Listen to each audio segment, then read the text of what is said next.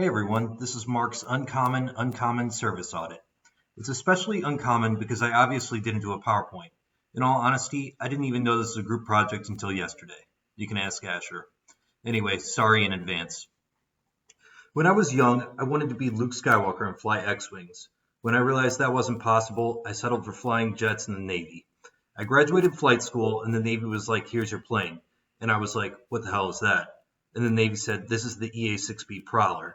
And Luke Skywalker was like, what a piece of junk. we're both pretty whiny. So then there was this thing that was being introduced at the same time. Ooh, this was the EA-18 Growler. Now stay with me. Let's consider the aircraft to be the service and the aircrew to be the customer. Now if we draw our little attribute map and list the qualities of the service from the most important to the least important in the eyes of the customer, we can see how the aircrew's needs are being met by the aircraft. Safety, yes, the Prowler is pretty safe, except for a little ball bearing which could cause an engine to explode. Prowler's pretty fun and fast, so we'll put that X right here. It does have good communication systems. Radar. Okay, so here's where we start seeing some deviation from customer needs. The radar in the Prowler was only capable of picking up clouds, which was not ideal. The forward visibility from the cockpit was quite poor, so we'll give it a 1.5. And as far as the comfortable seat, it was terrible. 0.5. Climate control was kind of bad. The Prowler could definitely fit all three of my friends, so we'll give that a 5. Does it have an HF radio? Yes. How many people in the world have an HF radio? 6. So we could talk to 5 other people. And it did come with a 1994 predecessor to the iPad, which was similar in size and dimension to an unabridged Oxford English Dictionary, so that's good.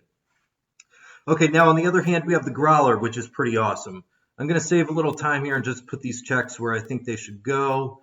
Bridget, correct me on these. All right, all done.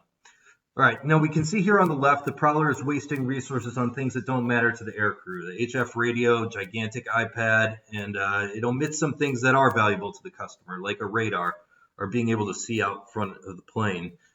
On the other hand, the Growler seems to be nicely aligned with what the aircrew values. And here's where we'll introduce truth number 1. You can't be good at everything.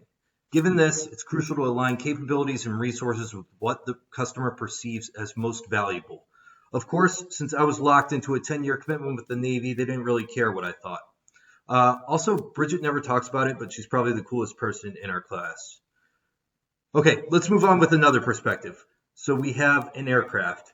So we also have maintenance on that aircraft. Oh, did I mention that the Prowler was built in 1964? Hey, Elliot, what was 1964 like? Yes? Oh, my word. That is so interesting. Tell me more. So do you know what planes built in 1964 do in 2012? They break down all the time. So we have this aircrew and this maintainer. This aircrew, again, is the customer, and we'll consider the service as the maintainer. Here is our attribute map again, and the qualities of the maintainers in decreasing importance to us as the customer. Okay, let's draw out the map. Here we go. Great. Okay, we see our maintenance staff is fairly aligned with what we value. Again, here I will bring up rule number 1. You can't be good at anything. You can't be good at everything. Wow. Okay. These 2 demonstrations of rule number 1 took up a ton of time. I'm going to try and blaze through the other 3 rules in the interest of time and because, frankly, I don't know them quite as well. Let's say we wanted to improve one of our attributes like flexibility. How would we do that? Sure, we could allocate training time and money to improve that skill, but if anyone has ever watched a Navy training video or module, you will know how futile that is. So let's try another way. Let's say as a Prowler squadron, we have 4 aircraft. 2 are broken on any given day, and we need 3 jets to fulfill the flight schedule. So now I'm waiting on another aircraft to get fixed so I can go flying. My maintainer walks over to me and shows me this equation. Oh, that looks so realistic, fake drawing hand.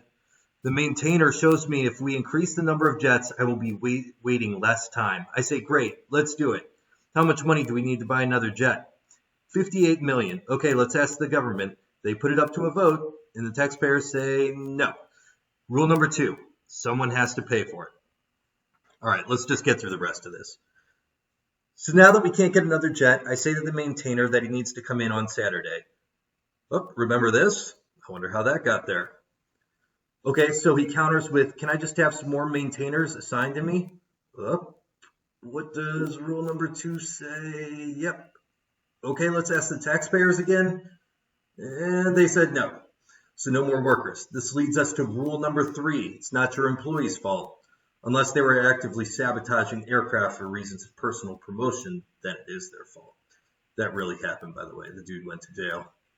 All right, finally, my maintainer says to me, why don't you occupy yourself while you're waiting? I know that you guys like to ride motorcycles, put on your jeans, and play some beach volleyball. And I'll give you an accurate estimate of how long you can expect to wait. That way your wait is managed.